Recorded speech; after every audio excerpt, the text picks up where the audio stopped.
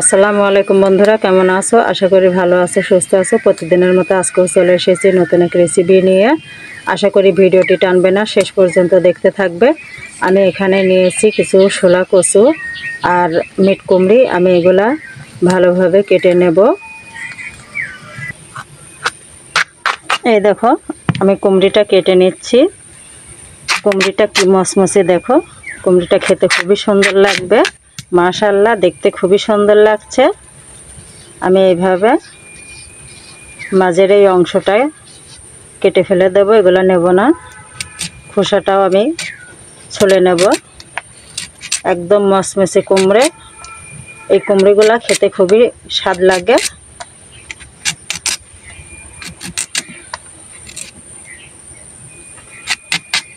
এইভাবে আমি piece piece করে কেটে নেব।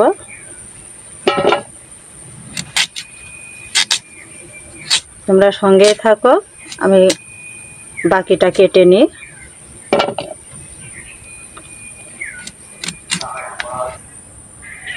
আমি কুমড়িগুলা কেটে নিয়েছি, এবার আমি কচুগুলাও কেটে নেব। এইভাবে গোল গোল করে কেটে নিচ্ছি। কচুগুলা আমি এভাবে ছুলে নিচ্ছি।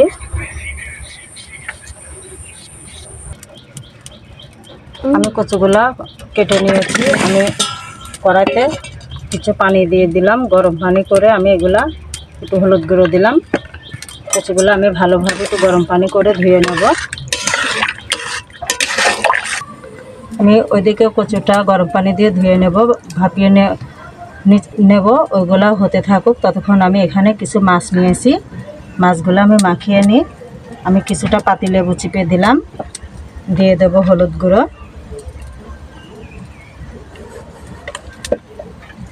দিয়ে দেব স্বাদ মতো নুন, দিয়ে আমি এটা ভালোভাবে মাখিয়ে নেব। আমি মাছগুলো মেখে 5 থেকে 7 মিনিট এটা আমি রেখে দেব ভালোভাবে, নুন হলুদটা মিশে যাওয়ার জন্য। মাছগুলো আমি মাখিয়ে নিয়েছি। কচুগুলো আমি গরম পানি করে ভাপিয়ে নিলাম। এগুলো আমি ঢেলে নেব, ভালোভাবে পরিষ্কার করে ধুয়ে নেব। আমি কচুগুলা ঢেলে নিয়েছি। এবার আমি কড়াইটা বসিয়ে দিলাম। কড়াইটা আমি ভালোভাবে গরম করে নিচ্ছি, তার কারণ কড়াইটা ভালোভাবে গরম না হলে পরে মাছ ভাজতে গেলে মাছটা উঠতে চায় না। এই জন্য আমি কড়াইটা ভালোভাবে গরম করে নিলাম।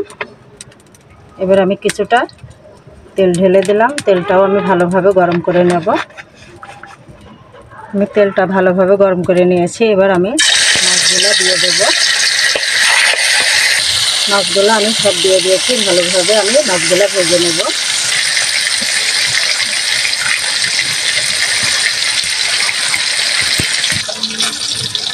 আমি মাছগুলো ভেজে নিতে নিতে আমি তরকারিটা ভালোভাবে ধুয়ে নিচ্ছি। দেখো, তরকারিগুলো দেখতে খুবই সুন্দর লাগছে, মাশাআল্লাহ। আমি মিট কুমড়ো আর কচুগুলা ভালোভাবে ধুয়ে নিয়েছি। আমি এখানে কয়েকটা ভেন্ডি নিয়েছি। ভেন্ডিগুলো আমি কেটে নেওয়ার আগে ধুয়ে নিচ্ছি। এগুলোও আমি কেটে নেব, ভালোভাবে ধুয়ে নিচ্ছি। আমার মাছ ভাজাগুলো হয়ে গেছে। এবার আমি মাছগুলা তুলে নেব। দেখো, মাছগুলা দেখতে খুবই সুন্দর লাগছে, মাশাআল্লাহ। মাছগুলা খেতেও খুব স্বাদ লাগবে, সেই স্বাদ। আমি মাছ ভেজে তুলে নিয়েছি। আমি সেই তেলের উপরে কিছু পেঁয়াজ কুচি দিয়ে দিলাম, দিয়ে দেবো কয়েকটা কাঁচা লঙ্কা কেটে নিয়েছি। সেগুলো আমি হালকাভাবে একটু নেড়ে চেড়ে বাকি মশলাগুলো দিয়ে দেবো। দিয়ে দিলাম পেঁয়াজ বাটা, রসুন বাটা, অল্প একটু আদা বাটা দিয়ে দিলাম, জিরে বাটা। আমি এই মশলাগুলো একটু নেড়ে নেব। আমি এই মশলাগুলো একটু ভেজে নিয়েছি। আমি কিছুটা দিয়ে দিলাম সরিষা বাটা। এবার আমার দিয়ে দেবো স্বাদ মতো নুন,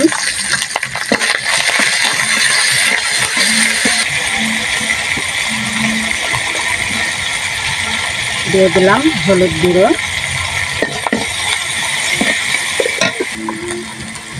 দিয়ে দিলাম ধনিয়া গুঁড়ো। এবার আমি দিয়ে দেব কিছুটা কাশ্মীরি লঙ্কা গুঁড়ো। আমি মশলাটা ভালোভাবে কষিয়ে নেব। মশলাটা কষানোর জন্য আমি অল্প করে একটু পানি দিয়ে দেব। অল্প করে একটু পানি দিয়ে দিলাম মশলাটা ভালোভাবে কষানোর জন্য। তার কারণ মশলা কষানো ভালো না হলে তরকারিটা ভালো লাগে না। দেখো মশলাটা আমি এখন ভালোভাবে কষিয়ে নেব। দেখো আমার মশলাটা কষানো হয়ে গিয়েছে। মশলাটা দেখতে খুবই সুন্দর লাগছে, মাশাআল্লাহ। এবার আমি তরকারিগুলো ঢেলে দেবো, দিয়ে ভালোভাবে কষিয়ে নেব। আমার তরকারিগুলো ওইদিকে আমি কিছু সময় কষিয়ে নিতে আমি ভেন্ডিগুলা কেটে নিচ্ছি। আমি তরকারিটা কিছু সময় কষিয়ে নিয়েছি। এবার আমি ভেন্ডিগুলা কেটে নিয়েছি, এগুলা ঢেলে দিলাম। এগুলাও আমি ভালোভাবে কষিয়ে নেব। তার জন্য অল্প করে একটু পানি ব্যবহার করব তরকারিগুলা ভালোভাবে কষিয়ে নেওয়ার জন্য। এবার আমি এগুলা চাপা দিয়ে কষিয়ে নেব।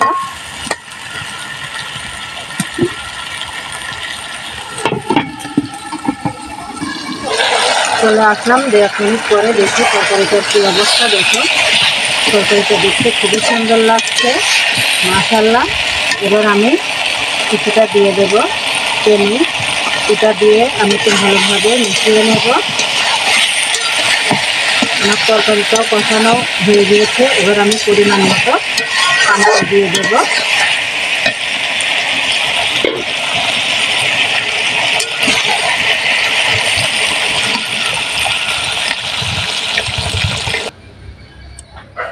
পরিমাণ মতো পানিটা আমি দিয়ে দিয়েছি। এবার আমি চাপা দিয়ে দিলাম। এই দেখো আমার তরকারিটার কি অবস্থা, দেখে আসি। তরকারিটা ফুটছে, দেখতে খুবই সুন্দর লাগছে।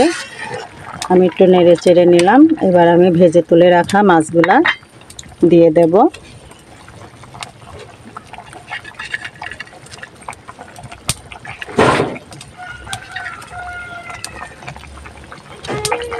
আমি মাছগুলা দিয়ে দিয়েছি। এবার আমি একটু নেড়ে চেড়ে নিলাম। তরকারিটা আবার চাপা দিয়ে দেব। কিছু সময় আমি তরকারিটা জ্বালিয়ে নেব। বন্ধুরা চলে আসলাম রান্নাঘরে, দেখি কি অবস্থা আমার তরকারিটার। আমার তরকারিটা হয়ে গেছে। এবার আমি তরকারিটা ঢেলে নেব। আশা করি তোমাদের খুবই ভালো লাগবে। আমার সিলভার কাপ মাছ রান্নাটি কেমন লাগলো অবশ্যই কমেন্টে জানাবে। আশা করি ভালো লাগবে। আমার চ্যানেলটাকে একটা লাইক ও সাবস্ক্রাইব করবে। আশা করি তোমরা ভালো থাকবে, সুস্থ থাকবে। নতুন নতুন রেসিপি নিয়ে আবারও দেখা হচ্ছে তোমাদের সঙ্গে। আজকের মতো বিদায় নিলাম। আল্লাহ হাফেজ।